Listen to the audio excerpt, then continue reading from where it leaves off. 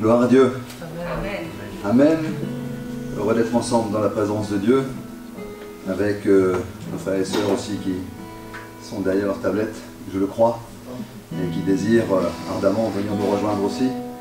Mais il faut s'inscrire pour l'instant, et voilà. Il y a un temps pour toute chose, mais je crois qu'il y aura un temps où voilà, on pourra ne plus s'inscrire, on pourra se réjouir. Et je crois par la foi qu'un jour il n'y aura pas cette chaise. Est-ce qu'on le croit? Amen. Amen. C'est toute une question de foi, hein. Si on doit marcher dans notre vie chaque jour avec ce que l'on voit et ce que l'on entend, je vais vous dire, je n'ai pas envie de me lever le matin et j'aurai peu d'espérance. Mais lorsque je tourne les regards vers Dieu, alors je suis rayonnant de joie parce que je sais que tout est sous contrôle. Tout est sous contrôle depuis le début et jusqu'à la fin. Et je suis dedans. Mon nom est inscrit dans le livre de vie parce qu'un jour j'ai dit oui à Dieu. Et ton nom est inscrit dans le livre de vie. Et peut-être si tu écoutes ce matin ce culte, tu t'es branché sur le net, et voilà, le Seigneur ne fait exception de personne. Et il désire aussi inscrire ton nom dans le livre de vie. Viens tel que tu es. Je crois que ce matin on est venu tel que nous sommes, sans rien à nous, sinon le sang de Jésus versé pour nous. Alors avant de pouvoir louer le Seigneur de toutes nos forces, je voudrais qu'on puisse prendre dans la parole de Dieu 3 versets qui se trouvent bien sûr la parole de Dieu, comme je le disais. C'est David qui parle, et moi j'aime bien David parce que homme selon le cœur de Dieu, et chaque fois je regarde, je me dis Seigneur, voilà, un homme selon le cœur de Dieu, c'est un homme qui sait reconnaître ses fautes, qui sait reconnaître ses manquements, mais il sait aussi venir et prendre du plaisir dans ta présence. Le psaume 16 nous dit ceci. Il y a un petit problème technique, mais c'est pas grave. Vous savez, quand il y a un problème technique, là, il n'y a jamais de problème technique. Hein. Moi, j'ai rien contre, franchement, j'ai rien contre les tablettes ou quoi que ce soit. Il faut vivre avec son temps. Mais, allez. Ça marche pas. Quand ça marche pas. Quand ça marche pas, eh bien, on est content de trouver quelque chose dont les pages s'ouvrent toujours pour nous parler. Et il dit ceci, le psaume 16, du verset 8 à 11. Je vous rappelle que c'est David qui parle, et le titre, quelque part, il dit « La joie éprouvée au sein de la présence de Dieu. J'ai constamment l'Éternel sous mes yeux. Quand il est à ma droite, je ne chancelle pas. » Le Seigneur est à ta droite. En tout cas, il désire chaque jour avoir cette position, être à ta droite. C'est la raison pour laquelle, eh bien, tu ne chancelles pas. Aussi, mon cœur est dans la joie, mon esprit est dans l'allégresse, et mon corps repose en sécurité, quand bien même il y a des afflictions, quand bien même il y a des douleurs, quand bien même il y a des craquements. Ce sont les choses qui arrivent. Car tu ne livreras pas mon âme au séjour des morts. Tu ne permettras pas que ton bien-aimé voie la corruption. Tu me feras connaître le sentier de la vie. Et je l'ai souligné, il y a d'abondantes joies devant ta face, des délices éternelles à ta droite. Et souvent dans la parole de Dieu, il peut parler de la gauche, il est parlé de la droite. La droite de Dieu est triomphante pour toi chaque jour. Et Jésus est assis à la droite du Père, et il nous a réservé une place aussi. Et je dis Seigneur, si je devais me tenir debout devant vous, qu'avec mes forces, je ne le saurais sans doute pas. Mais je dis Seigneur, tu me soutiens de ta droite triomphante. C'est toi qui me donnes d'être victorieux. Ensuite, le psaume 34 nous dit ceci. Je ne sais pas si vous êtes venu avec votre Bible, je ne vois pas beaucoup de place tourner, mais c'est important, hein. C'est comme si vous étiez sur la route sans permis de conduire. Vous risquez des problèmes, mais bon, c'est autre chose. Le psaume 34, verset 6, dit ceci. Quand on tourne vers lui les regards, on est rayonnant de joie, et le visage ne se couvre pas de honte. Quand on tourne les regards vers lui, eh bien, on est rayonnant de joie. Personne ne nous force tous les matins à tourner les regards vers Dieu. Il n'y a qu'un cœur qui se dit, Seigneur, quand bien même envers et contre tout, j'ai des difficultés, je veux quand même tourner le regard vers toi. Et je terminerai par le psaume 32, verset 11.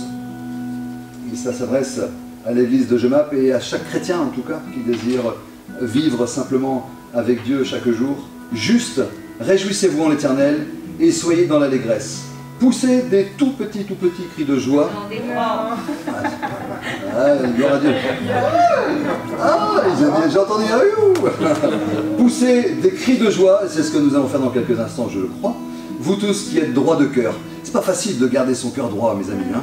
C'est pas facile parce que, eh bien, les sentiments du cœur sont parfois contraires à ce que la Bible nous demande, mais c'est pour ça qu'il est dit, garde ton cœur plus que toute autre chose, car c'est de lui que viennent de la source de la vie.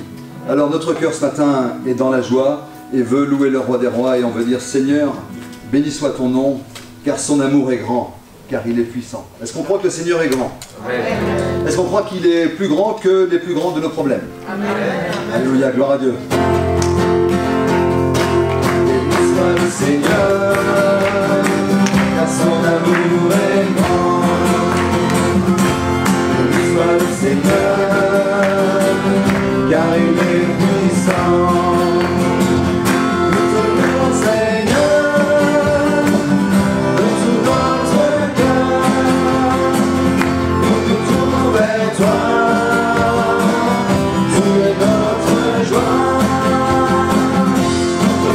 Seigneur,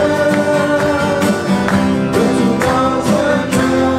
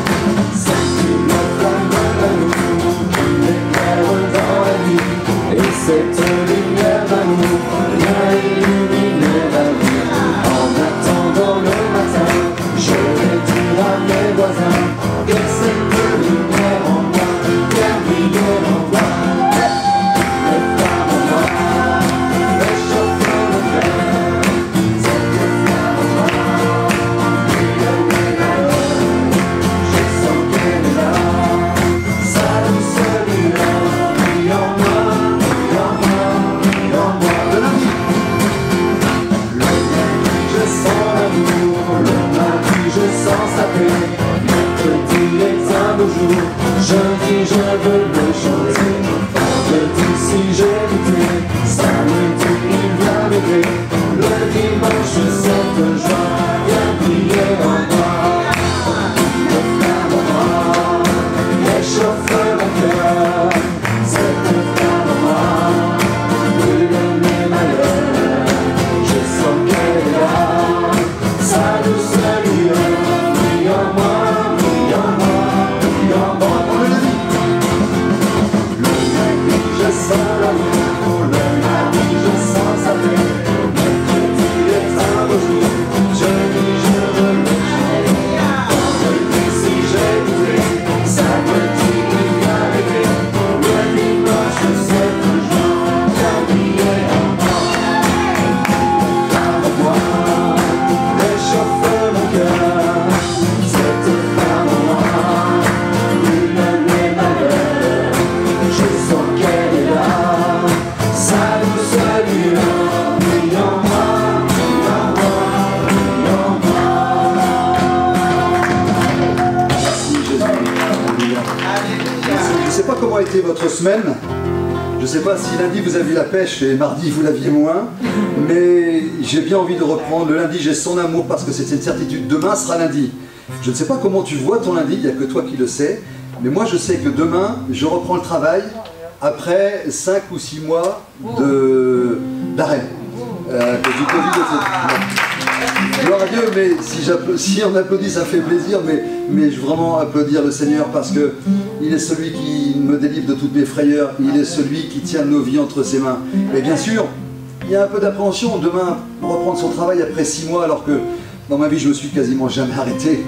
Mais si Dieu l'a voulu ainsi, eh bien c'est qu'il a voulu que je puisse éventuellement témoigner aussi auprès de ma société en disant Seigneur, eh bien, et celui qui a gardé ma vie, je ne pouvais rien faire pour la rallonger, mais le Seigneur a permis que je sois toujours là. Alors je dis Seigneur, merci pour mon lundi, parce que pour mon lundi j'ai ton amour. Merci parce que le mardi, eh bien même si j'ai quelques craintes, je sens ta paix. Mercredi est un beau jour, même s'il pleut, ça sera quand même un beau jour. Jeudi, je veux le chanter. Est-ce que le matin on se lève en disant Seigneur, est-ce qu'il y a un cantique qui nous vient? Ça c'est bon. Quand vous le matin et qu'il y a un cantique qui vient, peu importe lequel qu'il soit, ça veut dire que quelque part, dans la nuit, eh bien, Dieu a veillé sur vous et vous vous réveillez avec ça et ça devient comme un réflexe et ça c'est bon. Vendredi, si j'ai douté, qui peut dire ici qu'il n'a jamais douté? Douter que Dieu peut agir dans tel ou tel domaine de sa vie. Dieu est tout puissant pour agir dans ta vie. Et il est celui qui renverse les raisonnements. Il est maître du temps. Samedi, il vient m'aider si j'ai douté. Et le dimanche, cette joie vient briller en moi. Alors je vois malheureusement pas vos sourires, vos dents, mais je vois vos yeux se plisser et je crois que c'est effectivement quelque chose qui est la joie. Alors on va reprendre le lundi, j'ai son amour. Le lundi, j'ai son amour. Le mardi, je sens sa paix. Mercredi est un beau jour. Jeudi, je veux le chanter. Vendredi, si j'ai douté, samedi, il vient m'aider. Le dimanche, cette joie vient briller en moi. Une flamme en moi réchauffe mon cœur. Cette flamme en moi brûle mes malheurs. Je sens qu'elle est là, sa douce lueur brille en moi, brille en moi, brille en moi. Dernière fois, une flamme en moi réchauffe mon cœur. Cette flamme en moi brûle mes malheurs. Je sens qu'elle est là, sa douce lueur brille en moi, brille en moi, brille en moi. Voyons comment faire ma soeur. Peut-être on peut élever nos voix ce matin pour le remercier pour ce qu'il fait, mais pour ce qu'il est avant toute chose. Alléluia, merci Jésus. Tu étais là dès la création, Seigneur Jésus. Fils unique du Dieu très haut. Le mystère de ta gloire révélé. Merci Jésus. En toi, Christ, notre Seigneur. Merci pour ton nom, Seigneur. Oh, ce nom est si merveilleux. Oh, ce nom est si merveilleux. Le nom de Jésus-Christ, mon roi. Oh, ce nom est si merveilleux. Sa beauté est sans pareil. Oh, ce nom est si merveilleux, le nom de Jésus. Tu n'as pas voulu laisser sans. Merci Seigneur. Alors Jésus, tu es venu. L'amour a vaincu mon péché. Rien ne peut nous séparer. Oh, ce nom est si merveilleux. Oh, ce nom est si merveilleux. Le nom de Jésus-Christ, mon roi. Oh, ce nom est si merveilleux. Sa beauté sans pareil. Oh, ce nom est si glorieux, le nom de Jésus.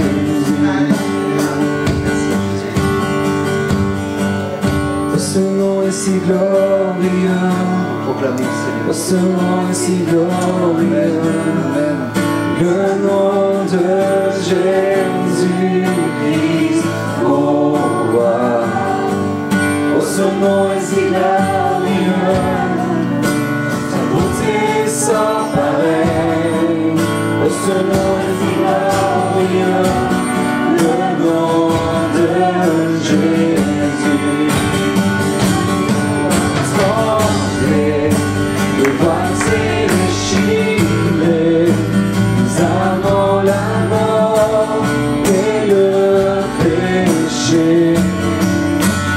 Dieu chante ta gloire, l'écho de ta victoire, car tu es le roi ressuscité.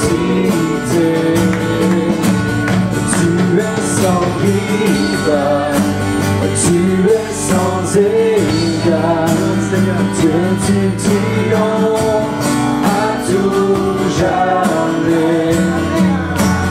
À toi soit le règne, à toi soit la gloire, car ton nom surpasse tout autre nom.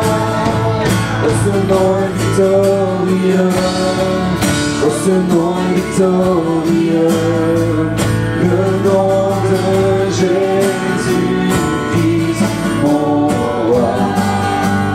Oh, ce nom est victorieux, sa beauté sans pareil. Oh, ce nom est victorieux, le nom de Jésus. Tu es sans rival, tu es sans égal, que tu triomphes à tout jamais. À toi soit le règne, à toi soit la gloire, ton nom surpasse tout autre nom. Oh, ce nom est victorieux, oh, ce nom est victorieux, le nom de Jésus-Christ, mon roi. Oh, ce nom est victorieux, sa beauté sans pareil.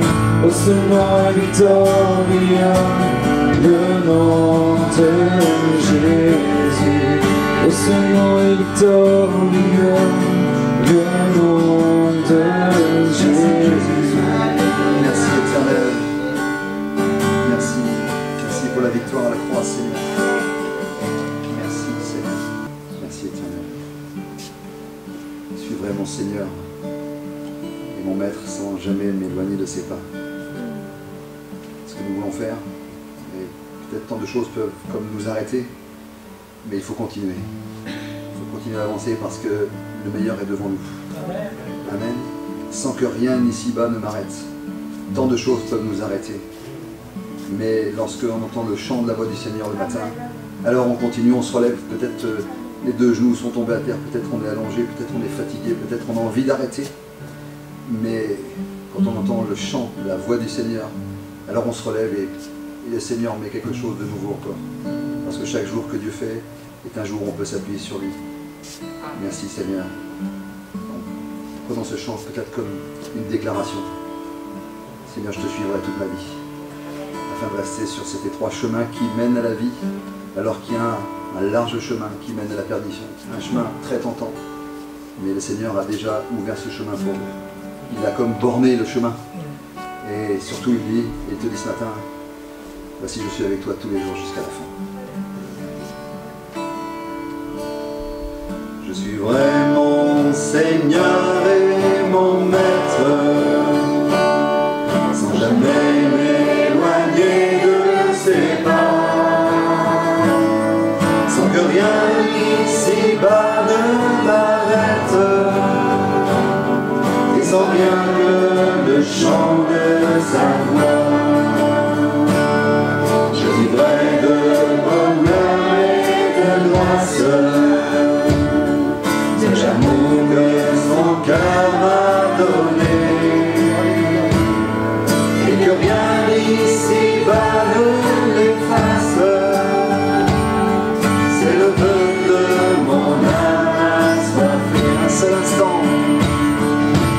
Un seul instant, auprès de toi, vaut bien les heures et la route. Autant que ce soit toi qui m'accompagne au paradis de ta joie. Je suis vraiment Seigneur. Je suis vraiment Seigneur et mon Maître, sans jamais m'éloigner de ses pas, sans que rien ici-bas ne m'arrête, sans rien que le chant de sa joie. Je vivrai de bonheur et de grâce, les amis. Je vivrai de bonheur et de grâce, de l'amour que son cœur m'a donné, et que rien ici-bas ne l'efface. C'est le vœu de mon âme assoiffée. Un seul instant auprès de toi, vaut bien les heures et la route. Tout pour autant que ce soit toi qui m'accompagne au paradis de sa joie. Une dernière fois, je suis vraiment Seigneur. Je suis vraiment Seigneur et mon Maître, sans jamais m'éloigner de ses pas, sans que rien ici-bas ne m'arrête, et sans rien que le chant de sa voix, et sans rien que le chant, et sans rien que le chant de sa voix.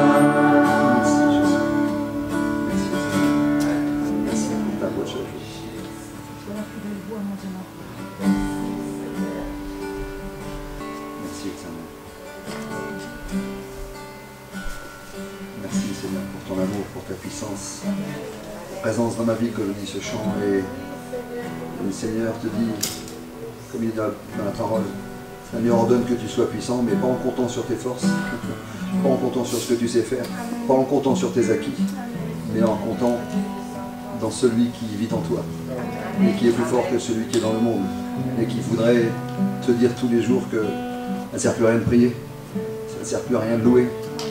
Il voudrait t'arrêter sur cet étroit chemin justement, mais c'est parce que Dieu t'a aimé, parce que Dieu m'a aimé, parce que c'est sa présence dans ma vie qui me conduit, que je peux l'adorer de tout mon cœur.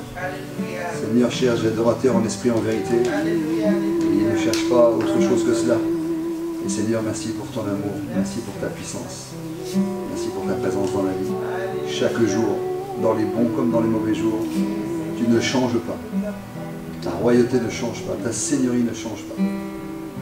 L'homme change, l'homme vacille, mais toi tu es le rocher des siècles sur lequel nous pouvons nous appuyer. Toute chose passera. Et nous voyons aujourd'hui, petite chose qui est en train de dérégler le monde entier. Mais Seigneur, toi, tu es le rocher des siècles sur lequel je veux m'appuyer. Alors Seigneur, prenons ce chant, ton amour, ta puissance.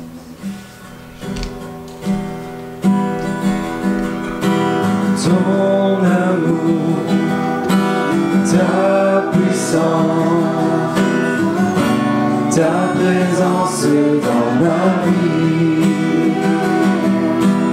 Ton amour, ta puissance, ta présence dans ma vie. Ton amour, ta puissance, ta présence dans ma vie. Ton amour, ta puissance, ta présence dans ma vie. Je veux t'adorer de tout mon cœur, et je veux t'adorer de toute mon âme, et je veux t'adorer de toute ma force, car tu es mon Dieu. Tu es mon Dieu, Car tu es mon Dieu. car tu es mon Dieu. Tu es mon Dieu. Mon amour, Seigneur, ta puissance. Ton amour, ta puissance, ta présence dans ma vie.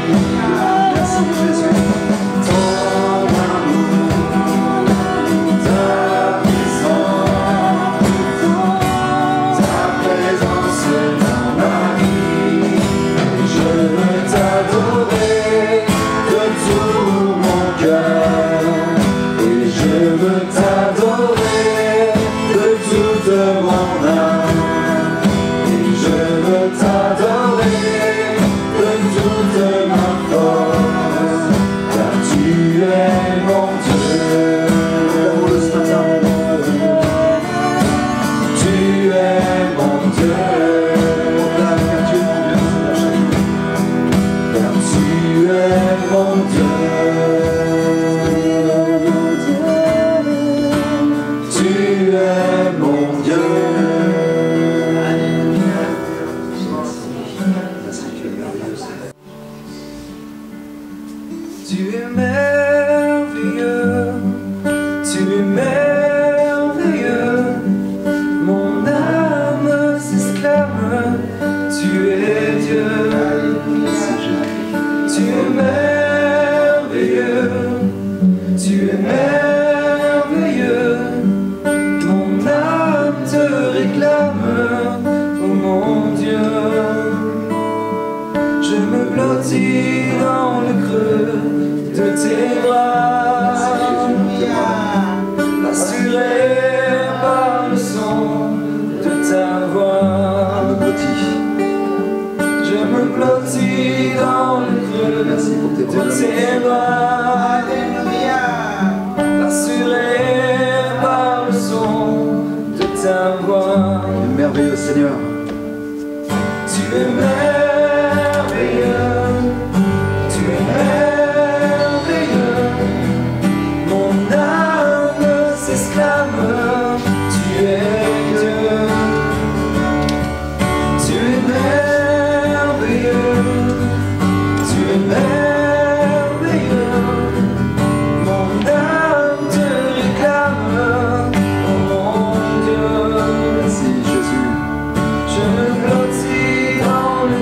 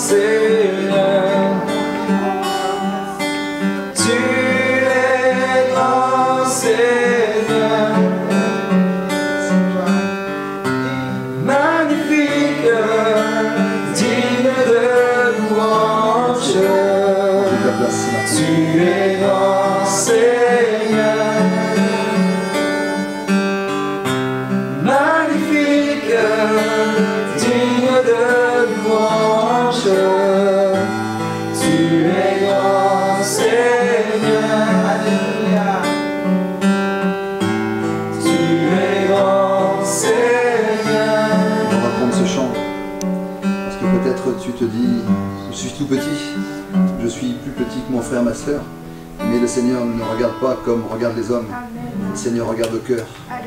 Et il te dit ce matin, je suis grand pour toi, je suis grand pour toi tous les jours de ta vie.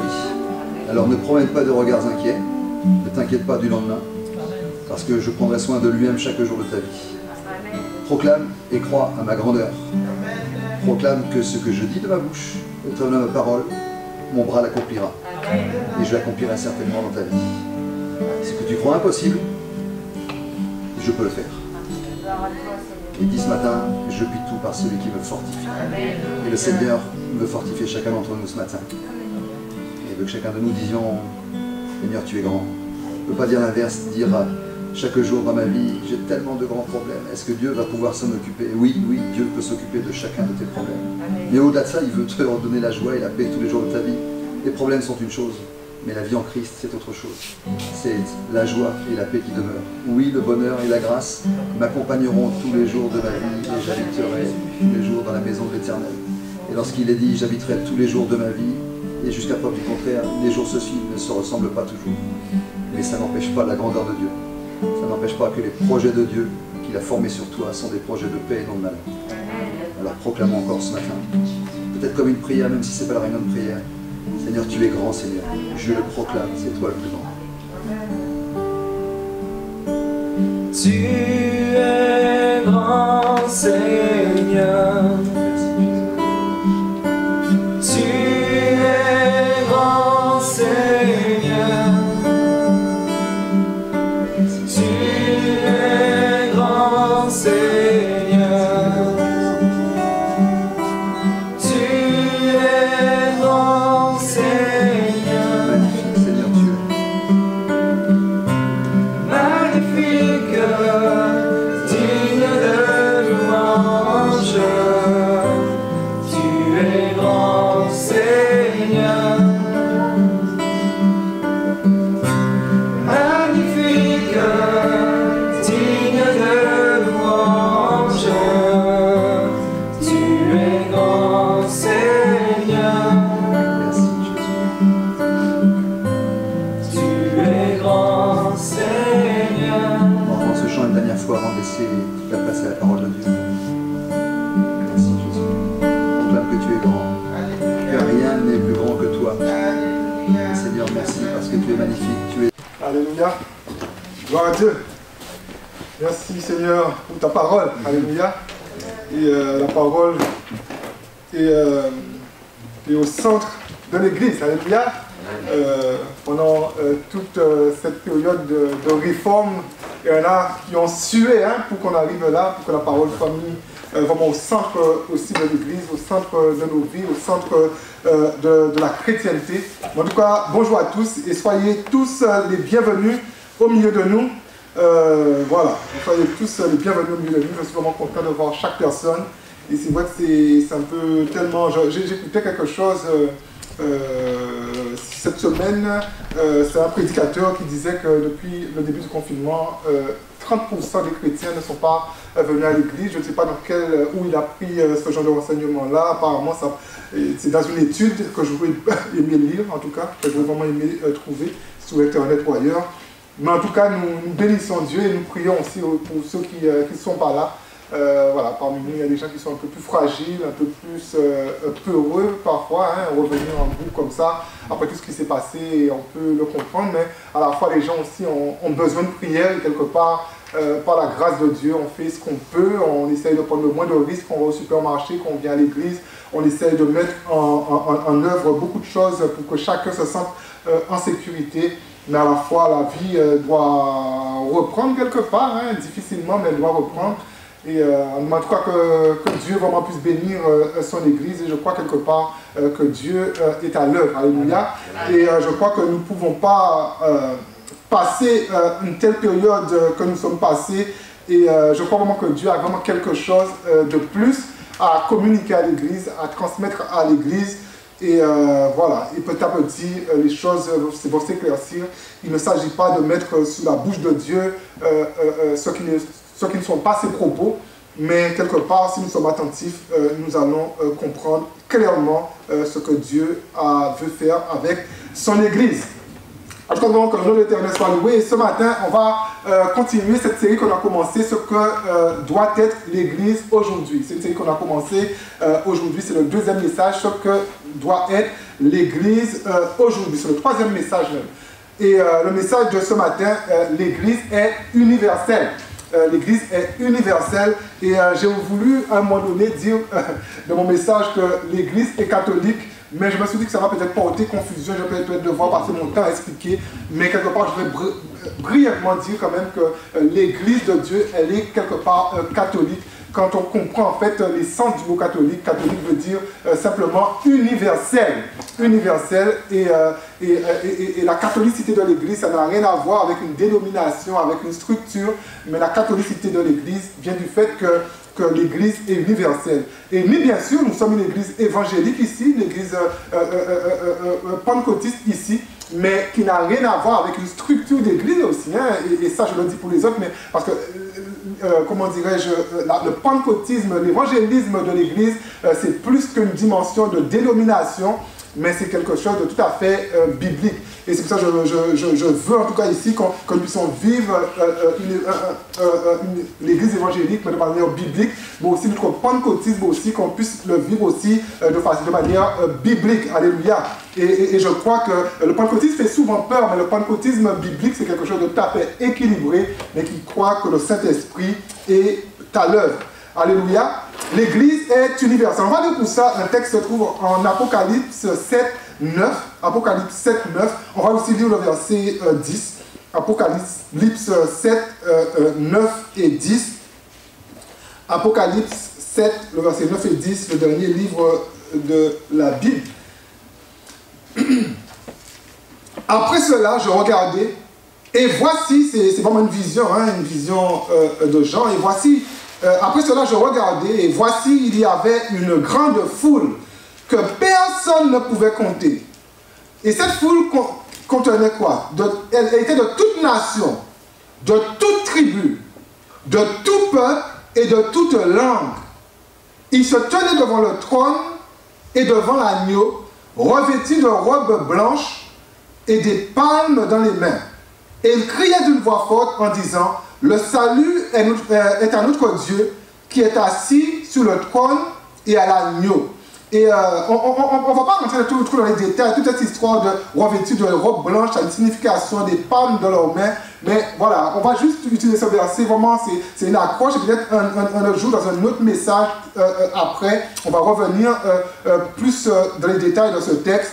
Mais c'est tellement, frères et sœurs, je dirais, c'est tellement malheureux aujourd'hui, c'est tellement malheureux, mais l'Église aujourd'hui a plus de facilité à mettre les projecteurs sur ceux qui divisent que sur ceux qui unissent. Et je trouve ça vraiment dramatique. Et parfois, il y a des détails en fait qui nous divisent, qui ne devraient pas nous diviser. Et parfois, quelque part, ces détails nous divisent parce que quelque part, on croit que les détails en fait que nous contredisons chez les gens déterminent en fait que nous avons la vérité.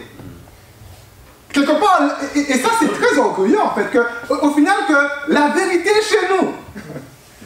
Et parfois il y en a qui vont un peu plus loin encore. La vérité est chez pasteur Intel. Ça existe, hein, on va voir sur internet, je regardais, j'avais fait allusion, mais il y a quelques mois de ça, même avant le confinement, il y avait un pasteur qui disait en fait que tout doit passer par lui. C'est-à-dire qu'aujourd'hui, que tous les pasteurs qui rentrent dans le ministère et qui ne sont pas passés par monsieur, en fait, sont des autoproclamés. Ça va loin, parce que quelque part, la vérité est chez moi, et les autres sont dans l'erreur. Les autres sont dans ce chemin de perdition. Mais en même temps, je suis quand même d'accord. Je ne suis pas d'accord en même temps, je ne suis pas d'accord avec que nous puissions nous taire sur des points théologiques qui nous divisent. On ne doit pas se taire, frères et sœurs, sur ceux qui nous divisent. On doit apprendre à parler, avec amour bien sûr, mais on doit apprendre à parler de ceux qui nous divisent. Et quelque part, en fait, frères et sœurs, quand on parle en fait des points en fait, sur lesquels nous ne sommes pas d'accord, c'est comme ça que nous avançons.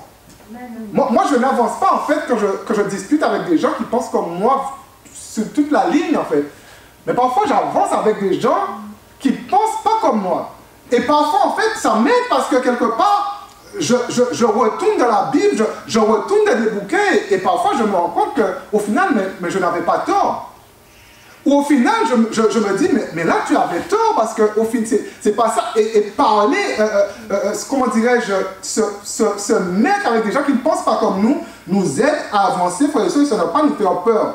Entre différentes familles d'église, nous devons être capables de parler avec amour, bien sûr, de ceux qui nous divisent. Le mot diviser, peut-être, n'est pas... Voilà. Mais on doit être capable de parler, en fait, des points, en fait, sur lesquels nous ne sommes pas d'accord. Après, la question n'est pas trop quelle doctrine qui nous divise, mais la question, frères et sœurs, c'est est-ce que l'autre est en Christ? Et frères et sœurs, ce n'est pas parce que l'autre est en Christ que l'autre doit penser comme moi, ou que l'autre doit penser comme nous. C'est limiter Dieu. C'est limiter ce concept de vérité et c'est se dire en fait que je suis convaincu que moi j'ai tout compris et que les autres n'ont rien compris. Moi je crois au baptême du Saint-Esprit et tous ceux qui ne croient pas au baptême du Saint-Esprit n'ont rien compris. Frères et sœurs, je suis ami avec des baptistes qui ne sont pas du tout charismatiques et qui ne croient pas au baptême du Saint-Esprit, mais qui m'apportent tellement. Parce que quelque part, pendant que parfois beaucoup de pentecôtistes sont olé, les baptistes ont une passion pour la parole de Dieu.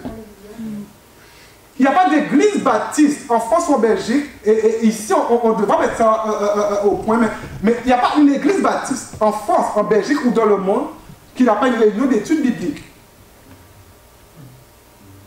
Mais frères et sœurs, au moins 80 voire plus des églises pentecôtistes n'ont pas d'études bibliques.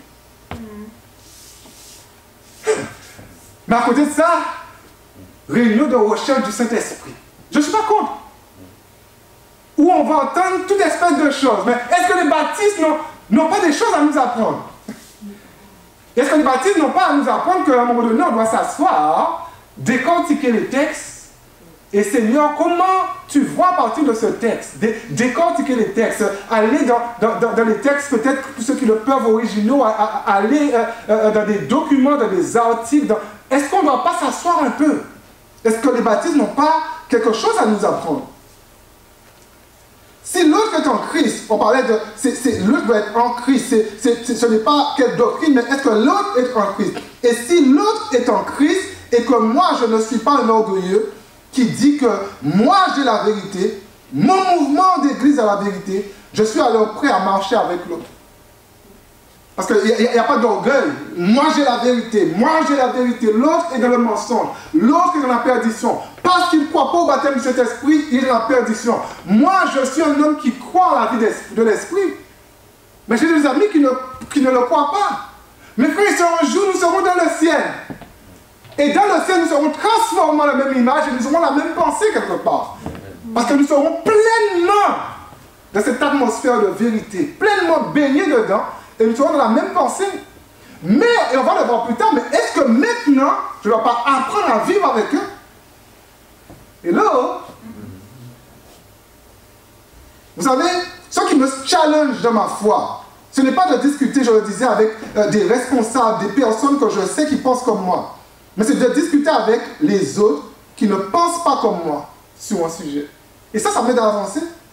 Le texte que nous venons de lire d'Apocalypse nous dit que le salut sera pour tous ceux, et ceci peu importe leur dénomination, peu importe leur culture, leur nation, leur ethnie. Le salut sera pour tous ceux qui ont reçu Jésus comme leur sauveur. Et je ne vais pas m'étendre dessus, mais ce n'est pas le but, mais il y a des détails, des symboles dans le texte qui mettent en lumière ce que je viens de dire. Dire que le salut sera pour ceux qui seront en Jésus.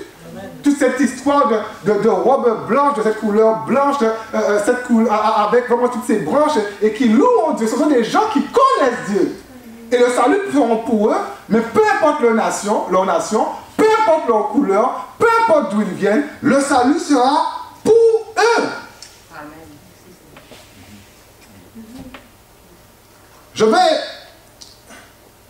Moi, je veux dire que si ce texte, frères et sœurs, annonce que nous serons un jour pour l'éternité avec d'autres personnes que nous, alors aujourd'hui, nous devons pouvoir côtoyer ces personnes. Nous devons pouvoir supporter ces personnes. Ce n'est pas un message libéral que je prêche. C'est un message purement évangélique. L'Esprit de Dieu a mis 3 points sur mon cœur, sur lesquels ce texte doit nous influencer. Je crois que ce texte doit nous influencer aujourd'hui. Et peut-être quelqu'un d'autre aurait plus que 3 points. Voilà, c'est juste 3 points et quelque part Dieu travaille avec nous, avec nos affinités. Moi je dis qu'un message, 3 points, c'est déjà assez pour un message. Il y en a qui travaillent avec 4 points, mais voilà, Dieu travaille avec chacun selon comment il ressent les choses.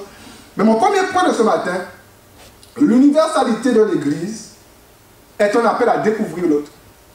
L'universalité de l'Église est un appel à découvrir l'autre. Pas un appel à se refermer.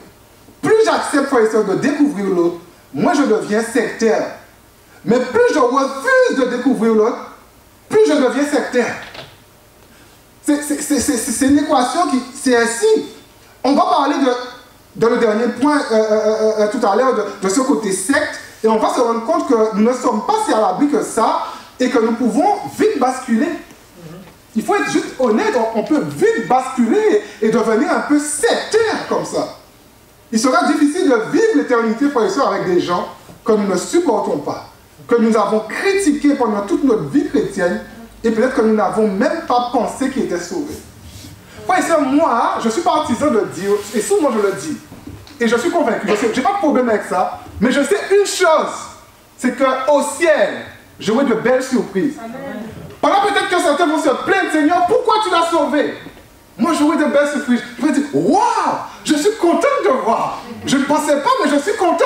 Frères et sœurs, le ciel me réserve des surprises. Amen. Et je suis content. Amen. Et je serai avec eux. Amen. Il y a des choses qu'on ne maîtrise pas. Amen. Alléluia. Des méchants qui vont donner leur vie à Dieu sous leur lit de mort. Amen. Ils seront avec moi au ciel. Amen. Alléluia. Et je n'ai pas de problème avec ça. Et je le vis bien déjà maintenant. Parce que dans le ciel, je vais devoir le vivre bien. Donc déjà maintenant, je suis prêt. Déjà maintenant, je suis préparé à passer l'éternité avec eux. Vous savez, c'est maintenant que nous devons apprendre à découvrir les autres. Je suis convaincu qu'apprendre à découvrir les autres, à passer du temps avec eux, est nécessaire pour que nous puissions les aimer. C'est nécessaire. Parfois, frères et sœurs, on n'aime pas les gens parce qu'on ne passe pas du temps avec les gens. On n'aime pas nos ennemis, quelque part, et ennemis, entendez-moi bien, on n'a pas à lutter contre la chair ou le sang, mais on n'aime pas les gens qui ne nous aiment pas parce qu'on ne fait pas l'effort de passer du temps avec eux. Mais quand on passe du temps avec eux, en fait, on apprend à les aimer. Et là, on n'a pas aimé des gens qui sont tellement différents que nous. Il y a un mot que le Covid a ramené qui est confinement. C'est ce mot, on a beaucoup entendu jusqu'à maintenant. Mais frères et sœurs, refuser de découvrir l'autre, c'est littéralement devenir un chrétien confiné qui se renferme sur lui-même. Je refuse de découvrir l'autre parce que quelque part l'autre c'est mon malheur, quelque part l'autre c'est Satan, quelque part. Et là je me renferme sur moi-même. J'accepte de découvrir l'autre parce que je ne veux pas quelque part discriminer l'autre. Et parfois en fait on ne connaît pas l'autre et on discrimine l'autre. On ne connaît pas l'autre, mais on dit des choses pas belles dessus. Enfin, ça m'est déjà arrivé. Entendre des gens en fait me dire du mal de personnes qui sont tellement intéressantes. Et là, je suis juste là, je dis, waouh! De personnes qui sont juste intéressantes. Je ne dis pas que c'est quelqu'un qui est parfait, c'est quelqu'un... Mais j'ai des gens qui disent tellement de mal. Et frère et sœur, moi, je suis assez bizarre, mais je suis tout le temps occupé à voir s'il y a quelque chose de bon dans l'autre. Et frère et sœur, c'est quelque chose de profondément psychologique. Si on arrive à retrouver le bon chez l'autre, et quelque part, on arrive à amplifier ce bon chez l'autre, la personne change quelque part. La personne évolue. Mais frère et sœur, si on doit... Même les enfants, frère et sœur, à la maison, surtout ma fille, c'est un cyclone. Mais si quelque part, je commence à quelque part tout le temps lui dire, tu es cyclone, tu es ci, tu es ça, tu n'arrêtes pas, mais calme, et si j'arrive pas... À un moment donné, frère et sœur, elle n'a pas d'espace pour changer. Et parfois, ma fille, elle a besoin d'entendre papa dire, mais ma chérie, tu es intéressante. Amen. Oui, tu as déplu à papa, mais ça, tu fais ça bien. Là je vois que tu sais dessiner, ouais, tu as fait quelque chose de correct. Et c'est comme ça, en fait, qu'on influence les autres. En allant avec eux, et pas simplement en ciblant et en bombardant leur mauvais côté, mais essayant de trouver en fait ce qu'il y a de bon en eux. J'accepte de découvrir l'autre et je ne discrimine pas. Vous savez, là c'est quelque chose peut-être qui peut-être peut paraître choquant, mais la vérité, frères et sœurs, c'est plus qu'une conviction personnelle. C'est plus que ça. La vérité, frères et sœurs, c'est mon rapport à Dieu. La vérité, c'est mon rapport à la vérité. Et la vérité, c'est Jésus-Christ. Mais la vérité, c'est plus qu'une conviction personnelle. Vous savez, si la vérité, quelque part, c'est une conviction personnelle, avec tous les gens intelligents que nous avons aujourd'hui, tout le monde serait chrétien. Mais c'est plus que ça. Et quelque part, tout le monde veut un peu sa vérité, mais la vérité, c'est plus qu'une conviction personnelle. Et je dis souvent qu'il y a des chrétiens qui sont trop sûrs d'eux. Je peux dire qu'il y a des évangéliques qui sont trop sûrs d'eux. Parfois, on est trop sûr de nous. Et parce qu'on est trop sûr de nous, l'église à côté, elle n'est pas bonne. Parce qu'on est trop sûr de nous, l'autre dénomination, c'est pas bon. Parce qu'on est trop sûr de nous. Et on discrimine. Je me souviens d'une fois que j'avais prêché par rapport, quand je parlais de vérité, je me rappelle que j'avais prêché, et pour rentrer dans le bain et tout, il m'arrive, pour ne pas tout de suite pointer les assemblées de Dieu, il m'est arrivé en tout cas de prêcher dans d'autres familles d'églises que les églises assemblées de Dieu. Je me souviens que j'avais prêché dans une église et j'étais venu à parler d'un sujet qui était très controversé. Ce sujet était très controversé. Et en parlant de ce sujet, j'ai dit de mon message j'ai dit mon message, je pense. Et j'ai dit je pense avec la possibilité de laisser sous-entendre que ceux qui ne pensent pas comme moi ont le droit de ne pas penser comme moi sur ce sujet, et ils seront sauvés quand même, mais j'ai pas de problème avec ça. Et je me rappelle, à la fin de la réunion, le pasteur est venu me voir, et il est venu vers moi, il m'a dit, à l'église, on affirme la vérité, mon frère. On ne dit pas je pense, parce que quelque part, ça laisse des portes ouvertes. Frères et sœurs, moi, mon école est de dire que la vérité, mal interprétée, mal comprise, nous a divisés, et parfois nous empêche de découvrir ceux qui pensent différemment que nous. On peut être dans la même église, on pense différemment. On peut être dans la même église, on a des points de vue qui... Tout le monde voit la Bible comme nous, mais ce n'est pas le cas. Vous savez, ce n'est pas parce qu'une personne pense différemment que nous, de nous, sur un sujet biblique, qu'il ne sera pas au ciel avec nous. L'Église est universelle, c'est plus que ça, frère et sœur. C'est pas parce que quelqu'un peut-être s'est trompé. Frère et sœur, qui c'est qui s'est pas trompé? Combien de fois j'ai déjà dit qu'il y a des sujets que j'étais tellement convaincu, et au final, quand j'ai fait des études, je me suis dit, mais comment tu as fait pour être convaincu de ça? Parce qu'au final, je me dis, mais c'est pas là que la Bible voulait t'emmener. Et j'ai dû changer d'avis. J'ai dû changer d'avis parce que quelque part, frère et sœur, la vérité, c'est plus que ça. La vérité, c'est plus que ça. Accepter de découvrir l'autre. La difficulté est la même que dans l'Église primitive. Arriver à aller dans la même vision avec des gens qui pensent différemment. Et c'est ça la difficulté dans l'Église. Et peut-être qu'il était pire dans l'Église primitive, on va en parler tout à l'heure, mais la difficulté, c'est arriver à aller dans la même direction, dans la même vision, avec des gens qui pensent différemment. Et le pasteur est là, il est là pour transmettre une vision à suivre. Et c'est pour ça, frère et sœur, parce qu'on peut penser différemment, c'est pour ça que quelque part, Dieu a mis un berger local, le grand berger c'est Jésus, mais il a mis un berger dans l'Église pour donner une direction à l'Église. Ainsi que des gens qui pensent différemment, qui voient les choses différemment, mais peuvent aller dans une même direction. Et ça, c'est juste un miracle. Frères et sœurs, je ne sais pas si ça vous parle, mais il n'y a que le christianisme qui est capable de produire une telle chose. moi, ça me fait... Il n'y a que le christianisme. Des gens, en fait, qui pensent différemment, qui voient les choses différemment, mais pas une soumission au berger que Dieu a mis, ils sont capables d'aller dans la même direction. Et notre église, en fait, ira dans une autre direction. Une autre direction. C'est pour ça que des fois, en fait, que parfois on a l'impression, en fait, qu'il y a des églises qui touchent certains publics. Nous ne sommes pas... C'est juste qu'on n'est pas dans la même direction. Il y a quelque chose qui change. Et Dieu merci que les églises ne sont pas pareilles. Dieu merci qu'il y a tellement d'églises qui pensent différemment, qui sont différentes. Dieu merci. Arriver à aller dans la même vision. Le problème, c'est que tant que je n'accepte pas de découvrir celui qui ne pense pas comme moi, je ne suis pas disposé à apprendre aussi de lui. Vous savez, quand je découvre l'autre, qui peut-être vit sa foi différemment que moi, je découvre ce qu'il a pour moi. Je découvre c'est quoi cette personne, je la découvre, mais je découvre en même temps ce que cette personne a pour moi. C'est une richesse pour moi-même de découvrir l'autre. Aimer la vérité ne consiste pas à détruire les églises qui voient les choses différemment que nous.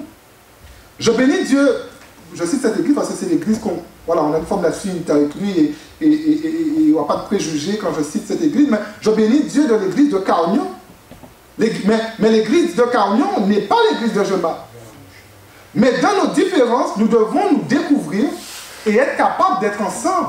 C'est-à-dire ça n'a pas pu prendre place, mais à Pâques en l'occurrence, pendant 2 Pâques, je crois, on avait fait un événement, on était juste ensemble et on se découvre. Pourtant, nous sommes différents. Moi, je peux dire, j'ai fait un stage à Carnion, nous sommes différents. Mais dans nos différences, s'aimer, se supporter, faire des choses ensemble, planifier ensemble. Vous savez ce qui nous empêche, frères et sœurs, et ça c'est quelque chose d'assez sérieux ce que je veux dire, ce qui nous empêche de nous découvrir ici-bas, ce n'est pas Dieu. Dieu est pour. Mais c'est un manque d'amour. Et rien d'autre. Et sur ce point-là, je pourrais terminer mon message. Sur ce mot, je pourrais terminer mon message. Ce n'est pas Dieu qui nous empêche de nous découvrir. C'est juste un manque d'amour. Acte 13, 35. À ceci, nous tous connaîtrons que vous êtes mes disciples si vous avez de l'amour les uns pour les autres. Mais il y a un manque d'amour quelque part. Et quelque part, en fait, le peuple de Dieu et aujourd'hui, la Bible dit un royaume divisé contre lui-même ne peut subsister. Et quand on regarde, en fait, l'Église aujourd'hui, c'est que c'est un royaume, mais qui est divisé contre lui-même, en fait. Et avec cette division, en fait, on ne sait plus où aller. C'est un charabia. Parfois, même dans des églises locales, c'est un charabia. On ne sait plus où aller. Celui-là dit je dois aller par là, celui-là dit je dois aller par là, celui-là dit je n'ai rien à faire du pasteur, moi je veux aller par là. Et parfois dans les églises locales, c'est un charabia. Donc on met ça, frères et sœurs, à l'échelle universelle, c'est un grand charabia. Un manque d'amour. On est divisé, on n'arrive pas à trouver une entente. Frères et sœurs, l'amour attire. Et il n'y a pas plus d'intérêt à la découverte. Il n'y a pas plus d'intérêt à la découverte des uns des autres dans le corps de Christ. S'il n'y a pas plus d'intérêt, c'est parce que le réservoir d'amour qui attire est vide. Et là, il n'y a pas d'intérêt à se découvrir parce que le réservoir d'amour est vide. Mais l'amour attire. L'amour m'attire vers ma femme. L'amour m'attire vers mes frères et sœurs. L'amour m'attire vers mes enfants. L'amour m'attire vers ma maman. L'amour m'attire vers mon papa. L'amour m'attire vers Dieu. L'amour m'attire vers l'Église. C'est un manque d'amour. Est-ce que notre réservoir d'amour est encore plein? Est-ce qu'on considère l'Église? Je crois qu'en les derniers temps que nous vivons, que l'Esprit de Dieu nous appelle à vivre l'unité, je le crois. Je dis, l'Esprit de Dieu nous appelle à vivre l'unité. Pendant tous ces mois, et ce n'est pas encore fini, le monde entier est uni après un drame. Et l'Église ne comprend pas qu'elle doit s'unir. Mais le monde entier est uni après un drame, le coronavirus. Le coronavirus a mis tout le monde par terre. Tout le monde uni. Tout le monde s'accorde aujourd'hui pour trouver un vaccin. Quand celui-là va trouver, celui qui trouve le vaccin en premier va bénir les autres. Mais l'Église ne comprend pas qu'elle a un pas à faire dans l'unité aussi. Donc, le monde n'est plus accordé que l'Église. Donc, le monde devient universel et l'Église veut se bénir localement. Ça, c'est plus global que ça. C'est plus grand que ça, l'œuvre de Dieu. Et je ne parle pas d'une unité simplement entre nous, mais une unité universelle qui consiste à avoir ce désir de se découvrir. J'insiste sur le mot découvrir parce que je ne peux découvrir que ce que je ne connais pas. Je ne peux pas découvrir ce que je connais. Je ne peux pas découvrir chez vous ce que je connais déjà. Mais je ne peux que découvrir ce que je ne connais pas. C'est important parce que notre croissance n'est pas dans ce qu'on connaît déjà. Et c'est important pour notre croissance. Parce qu'elle n'est pas dans ce qu'on connaît déjà. Notre croissance n'est pas dans ce qu'on a fait déjà. Notre croissance est dans ce que nous ne connaissons pas. Ça veut dire que accepter de regarder, d'analyser ce que nous ne connaissons pas chez les autres, c'est accepter de grandir. C'est accepter de croître. C'est accepter d'aller dans une croissance. Je ne peux grandir que si je prends en considération, frères et sœurs, la différence de l'autre. Si l'autre est comme moi, il n'y a pas de croissance, cette personne ne me fait pas grandir. Cette personne n'est pas utile pour ma croissance.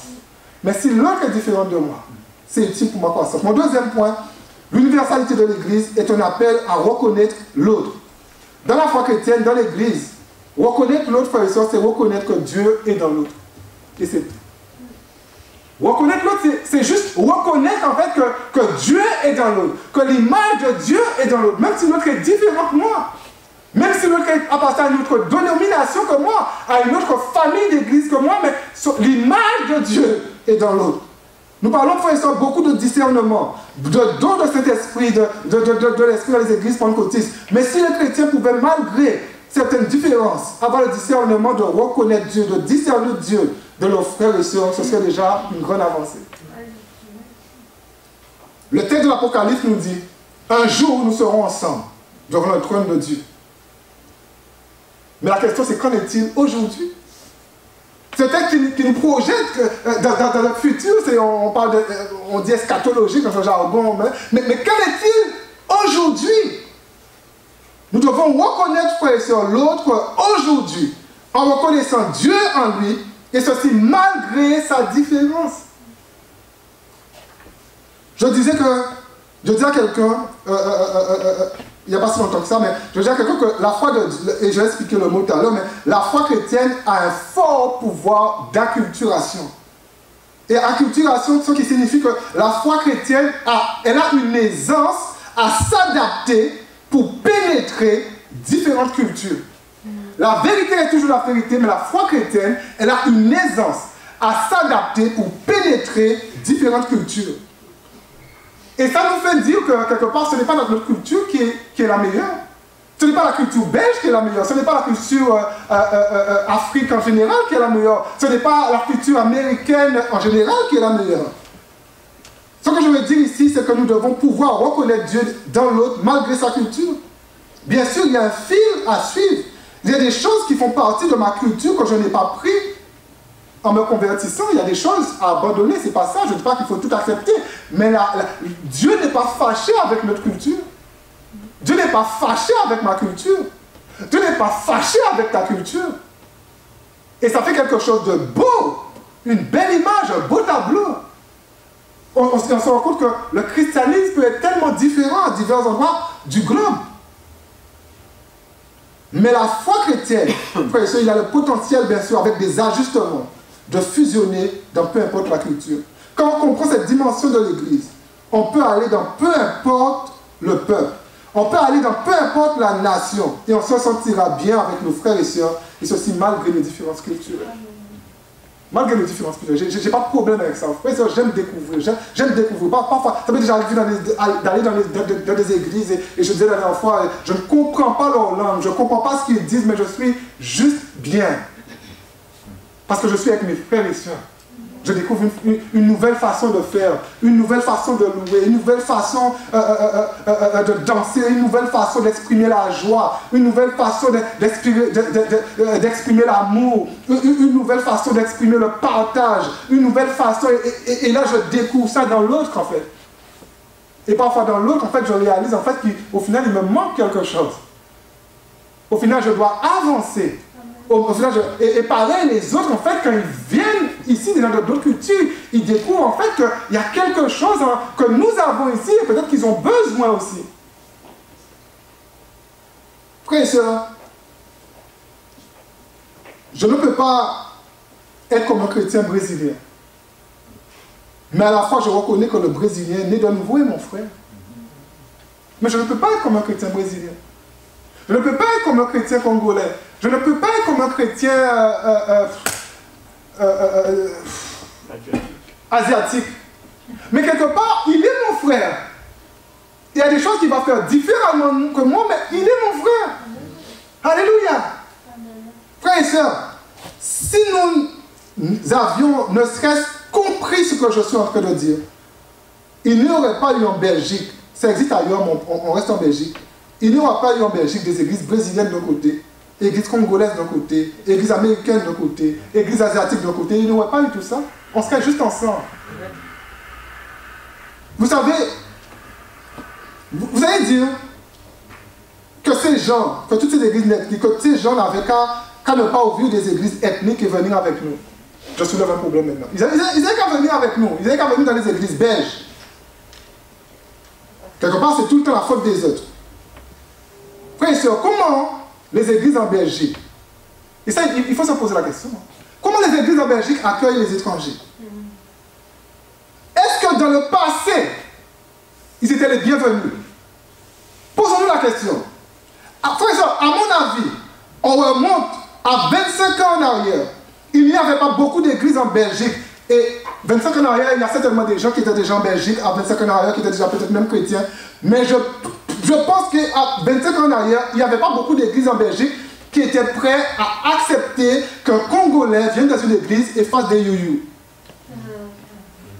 Je pense que 25 ans en arrière, et merci Seigneur pour tout le travail qui a été fait. Mais quelque part, vous ne voulez pas de nos you-you? Donc on va ailleurs.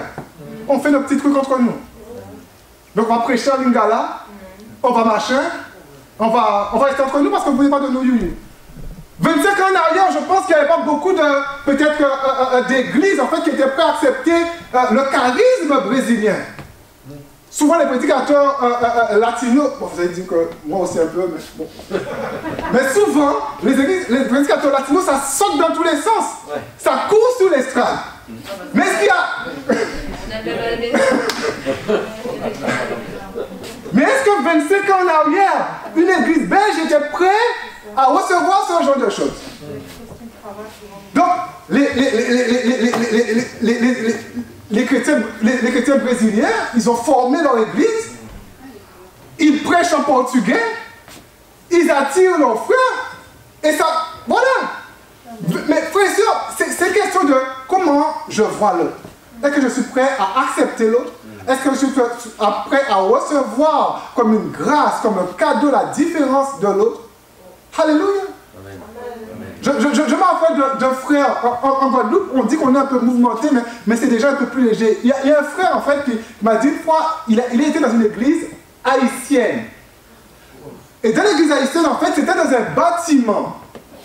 Et dans le bâtiment, en fait, c'était de la tôle, en fait. Quand le pasteur disait « Louez le Seigneur », le frère me dit qu'il avait l'impression, en fait, que les tôles, en fait, étaient en train de littéralement partir. Il m'a dit « J'avais jamais vu ça, mon frère !» Ça partait. Il était au milieu de tout le monde et c'était un bouharin, un truc qui me dit « J'avais jamais vu ça !» Mais c'est leur façon de faire et Dieu voit leur cœur. Dieu voit leur cri. Amen. Mais on pourra demander à un haïtien d'être comme nous. Alléluia. Ce n'est pas tout le temps la faute des autres. Sommes-nous prêts aujourd'hui à reconnaître l'autre et à briser tous ces statu quo d'ethnie? La sœur a fait you-you. Le pasteur crie quand il prêche. Le pasteur saute. Celui-ci, tu as vu la sœur à côté. On ne se comporte pas comme ça. Est-ce que nous sommes pas aujourd'hui à briser tous ces statu quo et dire juste que nous acceptons les différences? Amen. Nous acceptons les différences. Alléluia. Alléluia. Et je suis béni quand je vois un pasteur brésilien. Bon, moi je ne suis pas brésilien, mais quand je vois un pasteur courir dans tous les sens, je suis béni. Amen. Je suis juste béni quand j'entends un you-you à l'église. Est-ce qu'on est prêt à le dire, ça? Amen. Je suis juste béni. Parce qu'il y a une différence qui prend place. Et j'accepte la différence des autres parce que l'église est universelle. Amen. Et Dieu est Dieu de la culture des you-you. Dieu est Dieu de la culture des prédicateurs qui sortent dans tous les sens. Alléluia. Parce que Dieu est plus qu'une culture. Mon dernier point, l'universalité de l'Église est un appel à fuir le sectarisme. Et je vais essayer de ne pas m'étendre sur ce sujet parce que c'est déjà avancé, mais en même temps, je ne veux pas non plus le bricoler. Donc, il faudra vraiment voilà, je vais essayer de trouver un équilibre entre les deux. L'universalité de l'Église est un appel à fuir le sectarisme. Dans le texte de l'Apocalypse, ils sont tous ensemble. Parce qu'ils n'ont... Enfin, ils sont quelque part, ils sont tous ensemble. Pourquoi? Parce qu'ils sont dans une telle perfection qu'ils ne sont plus conscients de leurs différences. Ils ne sont plus conscients, en fait, de ceux qui pourraient les diviser. Ils ne sont plus conscients de ceux qui pourraient, en fait, les séparer. Donc, ils sont, peu importe la nation, ils sont ensemble dans l'Apocalypse, devant le trône de Dieu. Ce qui nous trouble ici-bas est que nous mettons trop d'emphase parfois sur nos différences, trop d'emphase sur nos différences. Dans l'Apocalypse, l'esprit sectaire est brisé. La foi chrétienne est une foi, frères et sœurs, mondiale. La foi chrétienne, c'est une foi universelle. Nous sommes ensemble devant Dieu. Peu importe notre nation, peu importe notre langue, peu importe notre ethnie, nous sommes ensemble. Alléluia. Amen. Frères et sœurs, nous sommes ensemble. Moi, ça ne me dérangerait pas un jour qu'un Brésilien vienne ici et se mette à prier en portugais. Un Africain, en fait, qui ne se sent plus à l'aise pour prier en lingala. Il peut prier en lingala. C'est quand quelqu'un dit, mais je ne comprends rien dans ce qu'il dit, je comprends. Non, il est plus à l'aise. Si je suis plus à l'aise à prier en créole, laissez-moi prier en créole. Alléluia. Amen. Que mon Dieu bénisse. Ah. Les oreilles comprennent. Ah. La foi chrétienne est universelle. Ma conviction, frères et sœurs, est que le sectarisme devrait être combattu, non seulement par les services de l'État, mais le sectarisme devrait être premièrement combattu par l'Église. C'est pas l'État qui doit nous dire on va combattre le sectarisme. Mais nous savons que nous devons combattre le sectarisme par notre comportement, par nos actions. Vous savez, comme je l'ai dit, on devient sectaire tellement facilement. J'ai pour l'habitude de dire qu'il y a probablement des églises locales, et je l'ai déjà dit ici, il y a probablement des églises locales qui ne sont pas répertoriées comme des sectes, et pourtant, dans les faits, dans les actes, dans les façons de fonctionner, sont des sectes. Moi, je suis tellement vigilant à ce genre de choses. Beaucoup vigilant à ce genre de choses. Amen. On peut penser que le christianisme... le drame, c'est qu'on peut penser, frères et sœurs, que le sectarisme, en fait, va nous protéger, en fait. Que le sectarisme, en fait, va nous mettre dans une bulle et on sera protégé des autres. On sera comme couvert par Dieu. Frères et sœurs, nous protéger peut-être parfois des divisions. Le sectarisme peut-être peut nous protéger des loups, des personnes de mauvaises intentions. Mais j'ai envie de dire ce matin, mais depuis combien de temps, depuis quand fonctionner contre la pensée de Dieu protège l'Église? Ça, je veux mieux savoir. Depuis quand fonctionner contre la pensée de Dieu protège l'Église? Se mettre à part des autres en secte, c'est le contraire de l'unité à laquelle Dieu appelle son peuple. Comment l'Église primitive, elle fonctionnait? Je vais lire Acte 2, les versets 42 à 47. Il persévérait, comment il fonctionnait? Il persévérait dans l'enseignement des apôtres, dans la communion fraternelle, dans la fraction du pain et dans les prières. La crainte s'emparait de chacun d'eux et il se faisait beaucoup de prodiges et de miracles par les apôtres. Tous ceux qui croyaient étaient dans le même lieu et ils avaient tout en commun. Ils vendaient leurs propriétés et leurs biens et ils en partageaient le produit entre tous, selon les besoins de chacun. Et ils étaient chaque jour tous ensemble, assidus au temple. Ils rompaient le pain dans les maisons et prenaient leur nourriture avec joie et simplicité de cœur, louant Dieu et trouvant grâce auprès de tout le peuple. Et le Seigneur ajoutait chaque jour à l'église ceux qui étaient sauvés. Vous savez, même si à l'époque de ce texte, la parole de Dieu n'avait pas encore atteint toutes les nations, mais l'église primitive était probablement plus universelle que nous aujourd'hui, de sa façon de fonctionner. Qu'est-ce que l'église dans les temps primitifs de l'église? L'église est constituée de personnes, des personnes qui ont dit oui à Jésus, mais parfois qui pensent tellement différemment. Et parce que les gens pensent différemment, on voit plus tard l'apôtre Paul essayer de venir porter un équilibre en train d'enseigner le peuple en essayant de les ramener à une cohérence, à une vision, à une direction. Et frères et sœurs, les sectes, on parlait de sectes, les sectes ont toujours existé. Et on parle déjà de sectes dans le judaïsme, les fameux Esséniens, tout ça. Mais on parle déjà de sectes au niveau du judaïsme, dans le judaïsme.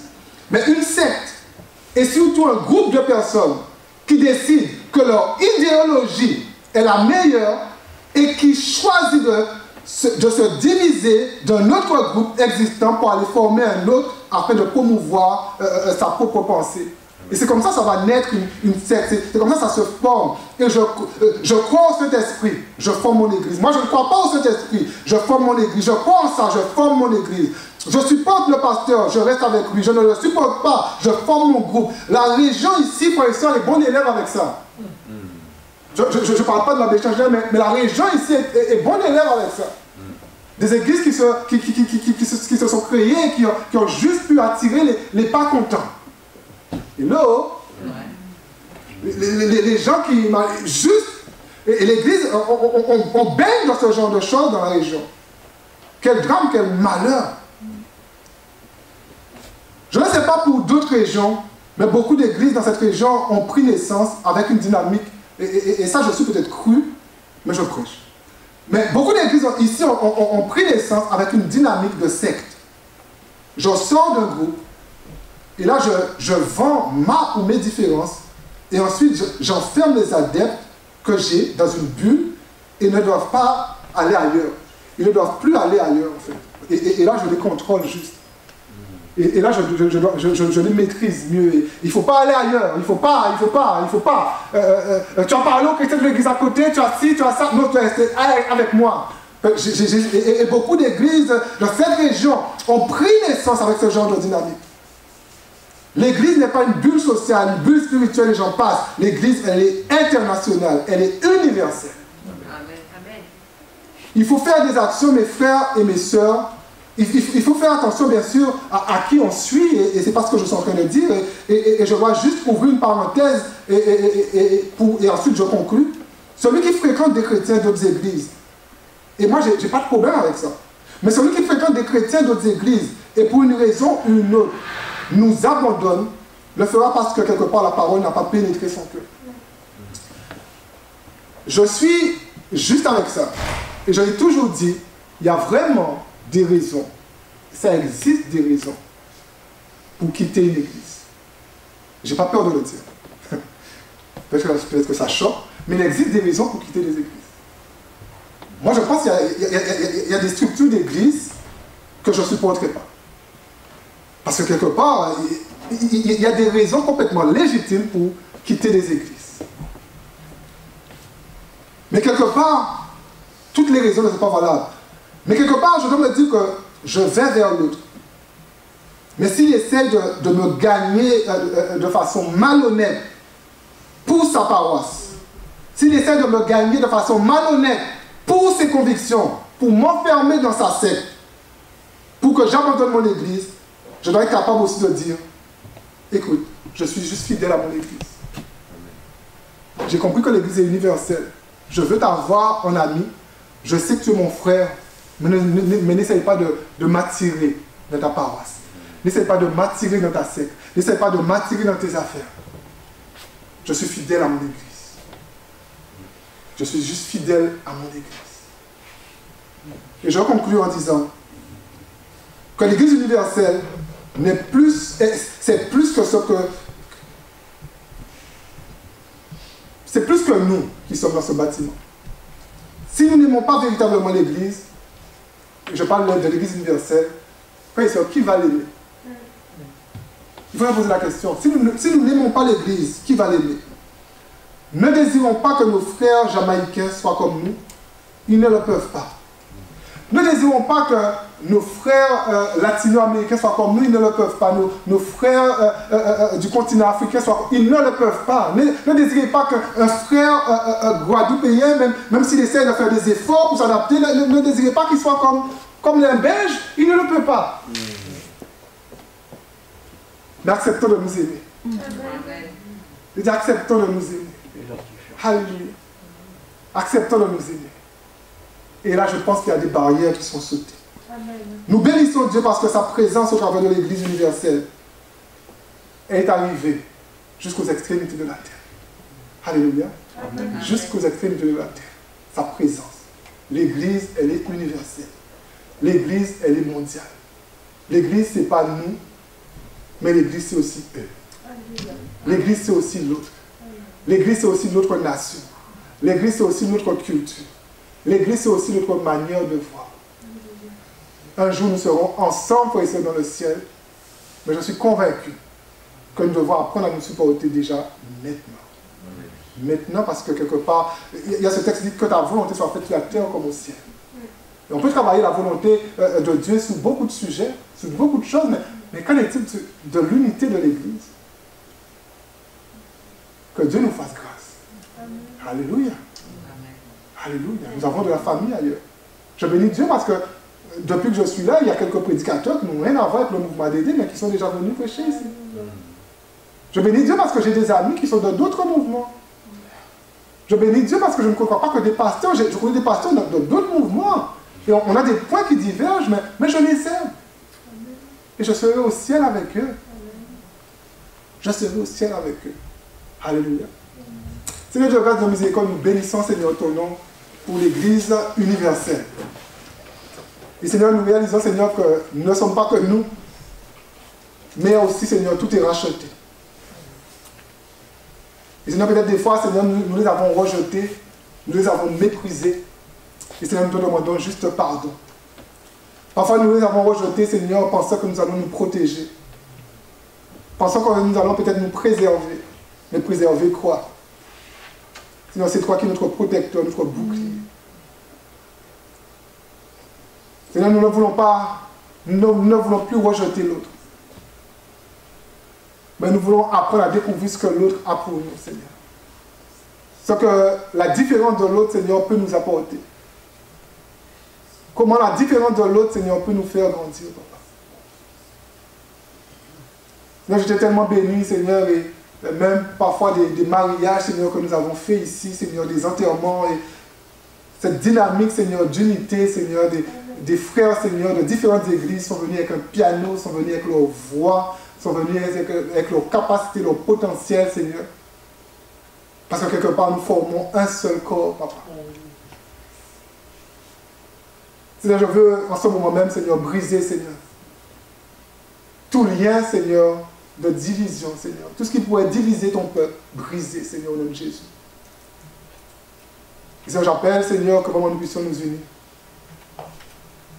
Parce que à ceci, Seigneur, c'est à l'amour, c'est à l'unité, Seigneur, que les autres verront que nous sommes de toi, Seigneur. Seigneur, merci, Seigneur, pour ta parole. Et comment, Seigneur, cette parole, Seigneur, puisse produire, Seigneur, un effet, Seigneur, miraculeux dans nos vies. Et que, Seigneur, nous puissions développer, Seigneur, ce rapport avec l'autre. Parce que, Seigneur, c'est une bénédiction. Merci, Seigneur, pour l'unité, Seigneur, de la région, Seigneur, de Mons-Borinage. Cette pastorale du Borinage, Seigneur, des églises, Seigneur, tellement différentes, Seigneur, qui se mettent ensemble, Seigneur, pour s'unir, Seigneur. Nous te disons merci pour cela, papa. Et Seigneur, que vraiment, Seigneur, par ta gloire, tu puisses vraiment développer ça encore davantage. Seigneur, je te demande vraiment de bénir chacun d'entre nous ici présents. Et que ta gloire, Seigneur, soit vraiment manifestée, Seigneur, dans nos vies. Pour le puissant de Jésus-Christ, nous t'avons prié pour ta gloire. Amen. Amen. Alléluia.